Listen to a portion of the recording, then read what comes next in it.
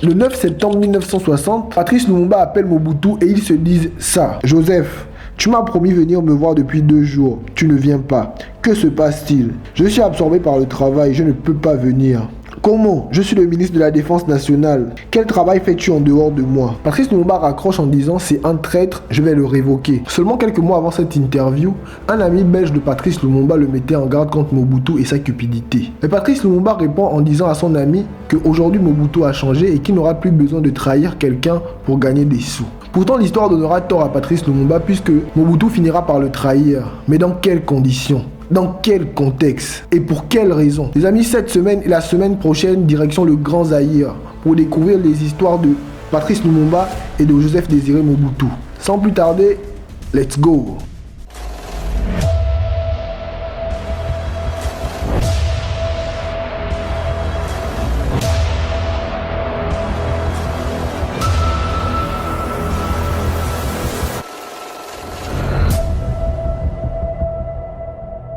En 1885, lors de la conférence de Berlin, où les grandes nations européennes se partagent l'Afrique, le roi Léopold II de Belgique hérite de 2 500 000 km² du Congo et ses 20 millions d'habitants. Quand je vous dis qu'il hérite du Congo, c'est vraiment sa propriété privée et c'est pas pour l'État belge. Et au départ, les 5 premières années seront plutôt calmes, mais tout va changer à partir de 1890. En effet, durant cette période, les besoins en caoutchouc augmentent. Et il y en a énormément au Congo et le roi Léopold II compte bien en profiter. Il décide d'instaurer alors une colonisation machiavélique. Le romancier Mario Vargas résume très bien la situation en disant « Soldats et miliciens de la force publique étaient avides, brutaux et insatiables. S'agissant de nourriture, de femmes, d'animaux, de peau, d'ivoire, ensemble de tout ce qui pouvait être volé, mangé, bu ou forniqué. » Ce qui symbolise le mieux cette période macabre, c'est la pratique des mains coupées qu'on infligeait aux Congolais. Mais malgré le fait que le roi Léopold II va tenter de cacher ce qu'il faisait, les grandes nations européennes seront tenues informées. Et le roi Léopold II sera contraint de céder le Congo à la Belgique. Pas gratuitement vu qu'il vendra le Congo au prix fort. Et durant son règne, on estime que plus de 10 millions de Congolais ont trouvé la mort. Malgré le fait que le Congo va devenir une propriété belge, la souffrance va continuer pour le peuple congolais. Le travail forcé va par exemple continuer et les Belges vont créer un véritable apartheid.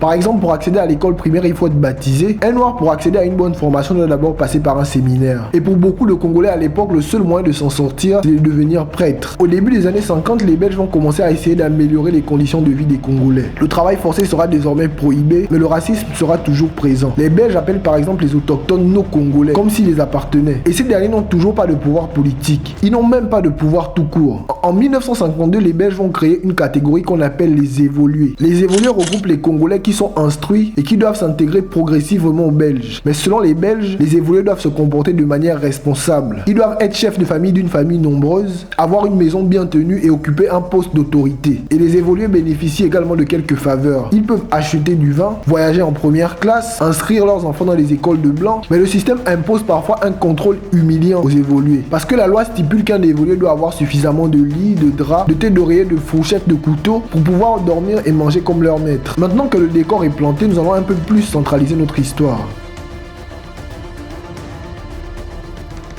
Au milieu des années 50, les partis politiques sont désormais autorisés. Mais la plupart ne sont que des regroupements ethniques. Parmi eux, on peut compter le MNC de Patrice Lumumba, qui lui par contre pour le coup n'est pas un regroupement ethnique, mais un parti qui réclame l'indépendance immédiate. On a également l'Abaco de Joseph Kasavubu, qui est plutôt modéré. Et enfin on a la Konaka de Moïse Tshombe. Enfin Moïse Tshombe, c'est un peu comme vous voulez. Qui lui pour le coup est vraiment modéré, vraiment très modéré. Parmi eux on va porter un intérêt particulier à Patrice Lumumba et le MNC. Patrice Lumumba est un Congolais qui a connu son ascension à Stanleyville, aujourd'hui Kisangani. Et là-bas c'est un personnage populaire dont le dynamisme et l'éloquence impressionnent tout le monde. Il travaille à la poste mais il est très impliqué sur le plan politique. Mais surtout, il est très nationaliste. En 1955, le roi Baudouin, roi de Belgique à l'époque, fait une tournée au Congo et arrivé à Stanleyville, il s'entretient longuement avec Patrice Lumumba. Et ça va vraiment augmenter la popularité de Lumumba. Parce qu'on le voit un peu comme le Congolais qui a parlé avec le roi. En 1956, Patrice Lumumba sera même invité en Belgique. Et à son retour, il va faire la rencontre de Mobutu, un journaliste avec une formation militaire. Mais quelques jours après, Patrice Lumumba sera enfermé vu qu'il sera accusé de détournement de fonds. Pour ceux qui se demandent si c'est vrai ou pas, c'est certainement vrai vu que Patrice Lumumba lui-même a reconnu et qu'il a dit qu'il comptait rembourser. Et en prison, Lumumba reçoit beaucoup d'articles de Mobutu et il apprécie énormément le travail qu'il fait. Et quand Patrice Lumumba sort de prison, il passe la soirée chez Mobutu. La popularité de Patrice Lumumba ne fait que croître et Mobutu y est pour beaucoup, puisqu'il le met énormément en valeur dans ses articles. En 1958, Mobutu adhère même au parti de Lumumba. Et le 1er novembre 1959, Patrice Lumumba est de nouveau arrêté, cette fois-ci pour mener subversif. Et de son côté, Mobutu, qui est parti en Belgique pour une formation avec sa famille, se bat bec et ongle pour plaider la cause de son ami. Il contacte les archevêques, les avocats, pour que Patrice Lumumba soit libéré. Et il réussit à faire partir 2 avocats au Congo pour la libération de Lumumba. Je vous rappelle juste un peu le contexte, on est en 1959 et dans la quasi-totalité des pays africains francophones, on ne parle que d'indépendance. Pendant que Lumumba est en prison, le roi Baudouin fait une visite au Congo et il est accueilli en grande pompe, mais un petit malentendu. Les Congolais pensent que le roi est venu libérer Lumumba. Mais sauf que Baudouin, il n'est pas venu pour ça, ce qui va frustrer les Congolais. Et les violences éclatent et le sang coule, puisque plusieurs Congolais trouvent la mort. Ce jour-là, le roi confie à l'un de ses proches: nous allons abandonner le Congo dans la honte et avec beaucoup de morts. Le 21 janvier 1960, Patrice Lumumba est condamné à 6 mois de servitude pénale. Pourtant, la veille, la mythique table ronde a commencé à Bruxelles. Pour ceux qui ne connaissent pas la table ronde, c'est une conférence qui réunit les ténors de la politique congolaise pour négocier l'indépendance. Et à cette conférence, il y a 3 membres du MNC, de Patrice Lumumba. Et ce sont même les membres de la conférence qui vont mettre la pression pour qu'on libère Lumumba. Mais seulement quelques jours après le début de la conférence, Patrice Lumumba est libéré. Et le 26 janvier, il débarque à Bruxelles. Et là, la conférence peut réellement commencer. Et l'indépendance est fixée au 30 juin 1960. En mai 1959, un ami belge de Patrice Lumumba va le mettre en garde contre Mobutu, en lui disant que Mobutu rapportait les informations du parti aux Belges quand il était journaliste, en échange d'un peu d'argent. Patrice Lumumba fait comprendre à son ami que c'était compliqué pour eux à l'époque de joindre les deux bouts. Et Mobutu n'aura plus besoin de faire ça vu que le pouvoir est déjà aux mains des Congolais. Mais ce que Patrice Lumumba ignore, c'est que quand Mobutu rapportait les informations aux Belges, c'est à ce moment-là qu'il s'est fait repérer par la CIA. Et en plus, durant l'année 1960, Patrice Lumumba et Mobutu sont de plus en plus distants. Patrice Lumumba fréquente de plus en plus des grands leaders africains comme Félix Moumié par exemple. Et après plusieurs agitations, notamment tribales, Joseph Kasavubu devient le premier président de la République du Congo et Patrice Lumumba devient le premier ministre chef du gouvernement. Mais celui qui a gagné les élections, c'est bien Lumumba. Et en théorie, il doit y avoir un réel partage du pouvoir. Patrice Lumumba forme son gouvernement et Mobutu va lui demander un poste de ministre de la Défense. Patrice Lumumba va refuser et va le nommer secrétaire d'État. Le roi Baudouin débarque donc à Léopoldville, aujourd'hui Kinshasa, pour l'indépendance du Congo, et il est accueilli par Patrice Lumumba et Joseph Kasavubu. Patrice Lumumba lui présente même son gouvernement.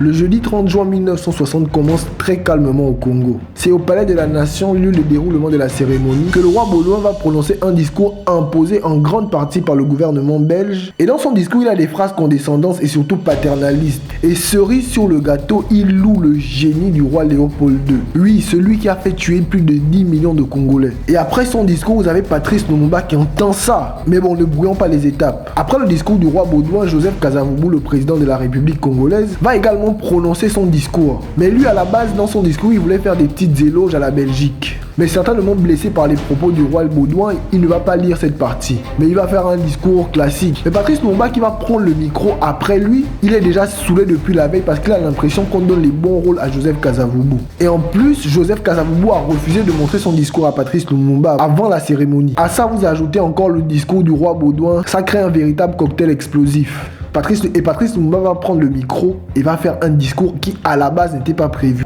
Son discours, il va l'écrire dans la salle, mais ce sera tout simplement une masterclass. À vous tous, mes amis, qui avez lutté sans relâche à nos côtés, nous avons connu les ironies, les insultes, les coups que nous devions subir matin, midi et soir, parce que nous étions des nègres. Qui oubliera qu'à un noir, on disait tu, non certes comme à un ami, mais parce que les vous honorables étaient réservés aux seuls blancs. Quand il finit son discours, il est acclamé par une partie des Congolais, surtout ceux qui sont restés à l'extérieur. Mais disons également, c'est aussi ce discours qui va entraîner sa mort. Puisque le roi Baudouin sera fou de rage, et il n'y aura pas que lui. Certains politiciens congolais seront également outrés par les propos de Patrice Lumumba. Mobutu, par exemple, qui sera également déçu par le discours de Lumumba, va enregistrer les différents commentaires dans la salle et va les rapporter à Patrice Lumumba. Et Mobutu réussit même à convaincre Patrice Lumumba de faire un discours réparateur, ce que Patrice Lumumba va également faire avant le dîner. Mais le mal était déjà fait.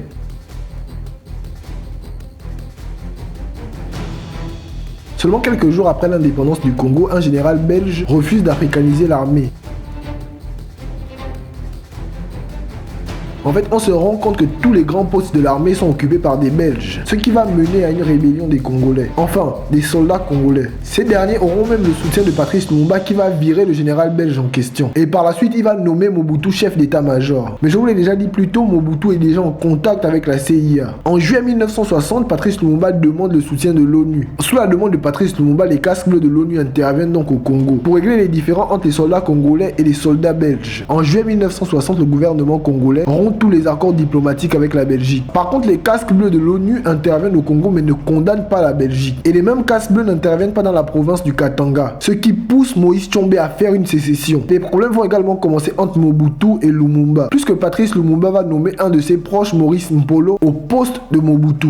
Mais entre-temps, Patrice Lumumba va aller aux États-Unis pour demander l'aide des Américains. Aux États-Unis, Patrice Lumumba ne sera même pas reçu. Et quand il revient au Congo, il se rend compte que Kasavubu a remis Mobutu à son poste. Et le 9 août 1960, Albert Kalonji fait également une sécession au Kasaï. Le Kasaï, c'est également une province riche, comme le Katanga. Kalonji commence même à négocier des accords avec le Katanga de Moïse Tshombe. Le pays est en train de couler petit à petit, et c'est à ce moment-là que Patrice Lumumba va demander de l'aide aux soviétiques. Petit rappel, on est en pleine guerre froide et ça ne passe pas pour les Américains. Et à ce moment au Congo, tout le monde est à fleur de peau, tout le monde est tendu. Mobutu également est très stressé à cause de la pression qu'il reçoit de la part de la CIA. Et malheureusement, à cette période, il boit également beaucoup. Mais Larry Devlin, le chef de la CIA de Léopoldville, lui dira ces mots. Mobutu devait prendre toutes les décisions. C'était trop pour lui. Il avait une bouteille de whisky sur son bureau, il avait un petit verre pour ne boire qu'un petit coup à chaque fois. Il était en train de perdre la raison. S'il échouait cette fois, le Congo serait aux mains des soviets. Mon pays ne le voulait pas, et moi non plus. C'était le poids de la guerre froide. Comme je lui parlais, il attrapait sa bouteille et buvait. Finalement, je la lui ai arrachée des mains et j'ai lancé de l'autre côté du bureau.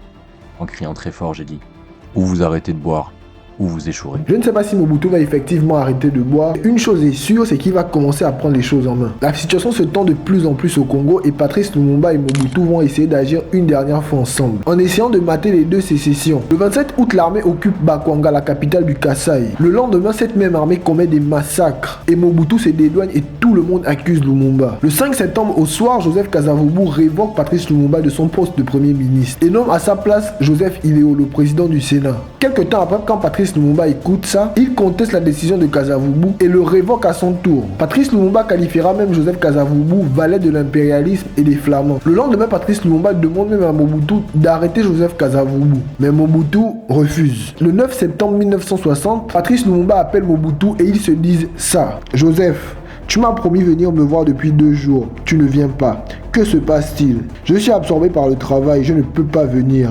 Comment? Je suis le ministre de la Défense nationale. Quel travail fais-tu en dehors de moi? Patrice Lumumba raccroche en disant c'est un traître, je vais le révoquer. Le 12 septembre 1960, Patrice Lumumba sera même arrêté par des hommes de Kasavubu, mais il sera libéré par Mobutu. Et c'est là que Mobutu va se rendre compte qu'il n'y a plus de pouvoir dans le pays. Et en plus, les caisses de l'État sont complètement vides à cause de la sécession du Katanga. Je vous rappelle juste, le Katanga c'est la province la plus riche. Et c'est comme ça que Mobutu décide de faire un coup d'État. Et il arrête Patrice Lumumba et Joseph Kasavubu. Après avoir fait arrêter les deux grandes figures politiques du pays, il neutralise les deux chambres jusqu'au 31 décembre 1960. Et après ça, Mobutu désigne un commissaire d'étudiants, mais en réalité c'est lui qui gouverne à ce moment-là. Et il faut comprendre également que derrière tout ce que Mobutu fait, il y a la CIA derrière. Entre-temps, Kasavubu et Lumumba ont réussi à se réconcilier grâce à une médiation de l'ONU. Mais dès que l'ambassadeur américain entend ça, il fonce tout droit chez Kasavubu et il le somme de régner son accord avec Lumumba. Et Kasavubu également il accepte et donc il brûle son accord avec Lumumba avec son briquet. Les Américains vont donc décider d'éliminer politiquement Lumumba. Mais ils vont très vite se rendre compte que éliminer politiquement Lumumba,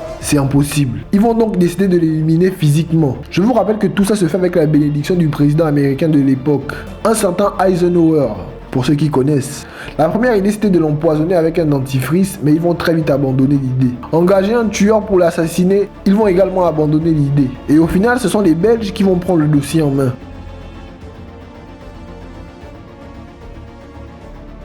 On est en novembre 1960, Kasavubu rentre de New York tout triomphe, Patrice Lumumba, lui, il décide de s'enfuir de sa résidence surveillée. Avec lui, sa femme, ses enfants, quelques-uns de ses collaborateurs. Ils sont regroupés dans 3 voitures et un camion. Le lendemain, Kasavubu et Mobutu, qui se sont réconciliés, sont en déplacement à Brazzaville. Et c'est là-bas qu'ils vont apprendre que Lumumba s'est enfui. L'objectif premier de Lumumba en s'enfuyant, c'était de rejoindre son fief à Stanleyville. Mais il n'y arrivera jamais. La faute à sa popularité, mais disons-le également à un peu de naïveté aussi. Patrice Lumumba s'arrête quasiment dans tous les villages et fait des discours. Alors que pendant ce temps, Mobutu a déjà commencé à envoyer des soldats pour le capturer. Et le 2 décembre 1960, ce qui devait arriver arriva. Les hommes de Mobutu mettent la main sur Patrice Lumumba. D'abord, il est battu puis ligoté comme un animal. Puis il sera transféré vers la capitale. Arrivé à Léopoldville, il est humilié. En plus de ça, il a perdu ses lunettes. On le conduit vers son ancien ami Mobutu qui va juste le toiser. Et Mobutu dira juste: faut pas le tuer. Mais après ça, il ordonne à ceux qu'on le mette dans un cachot. Dans la nuit du 12 au 13 janvier, les soldats se mutinent. Ils arrêtent même leurs supérieurs et ordonnent la libération de Patrice Lumumba. Le lendemain, Mobutu et Kasavubu débarquent à Tisville, j'espère que je prononce bien, la ville dans laquelle est emprisonné Patrice Lumumba. Et là-bas, les hommes de Mobutu arrivent à mater la rébellion. Mais ils arrivent à comprendre que même emprisonné, Patrice Lumumba reste dangereux. Et c'est à ce moment-là que la Belgique va demander à ceux qu'on transfère Patrice Lumumba dans le Katanga. Je vous rappelle juste que le Katanga fait sécession. Et celui qui gouverne la sécession du Katanga, c'est Moïse Tshombe. Et Tshombe, c'est le pire ennemi de Patrice Lumumba. À partir du moment où on va transférer Patrice Lumumba au Katanga, Mobutu va complètement se dédouaner. Et un truc que j'ai découvert en faisant la vidéo, c'est que Moïse Tshombe, au départ, il ne voulait pas recevoir Patrice Lumumba au Katanga. Et ils ont tellement insisté qu'il l'a pris. Moi, je pensais que Moïse Tshombe, de base, il était très content de recevoir Lumumba parce que c'était son pire ennemi. Et le 17 janvier 1961, Patrice Lumumba, Okito et Mpolo, 2 de ses proches collaborateurs, sont exécutés dans une savane katangaise. Pendant plus d'un mois, la mort de Patrice Lumumba restera secrète. Avant que le 13 février 1961, un ministre de Moïse Tshombe, Geoffroy Munongo, annonce que Patrice Lumumba s'est enfui et a été assassiné par des villageois. Et pour ne laisser aucune trace de cet assassinat macabre, un officier belge a exhumé les 3 corps, les a sciés dans un tonneau d'acide sulfurique. Pour ne laisser aucune trace. Weber le dit lui-même. Il dit les officiers belges, officiers d'armée et officiers de police sur place, ils pouvaient l'arrêter, cet assassinat, s'ils le voulaient. Une fois le Premier ministre assassiné, le chef d'état-major Mobutu contraint le président de la République, Joseph Kasavubu, à partager le pouvoir. Après la mort de Lumumba, on pourrait croire que le duo Kasavubu et Mobutu allait faire long feu. Mais vous allez voir que l'assassinat de Lumumba n'était que la première partie. Et dans la seconde, Mobutu va réellement prendre le pouvoir. Les amis, c'est déjà la fin de cette petite vidéo. Je n'ai pas pu faire le tour de toute la vie de Patrice Lumumba. Je suppose que vous savez des choses sur lui. Mettez-moi une anecdote sur sa vie en commentaire. Ça me ferait plaisir de lire ça. Et on se retrouve la semaine prochaine pour la prochaine vidéo. Sur ce, prenez soin de vous. Au revoir.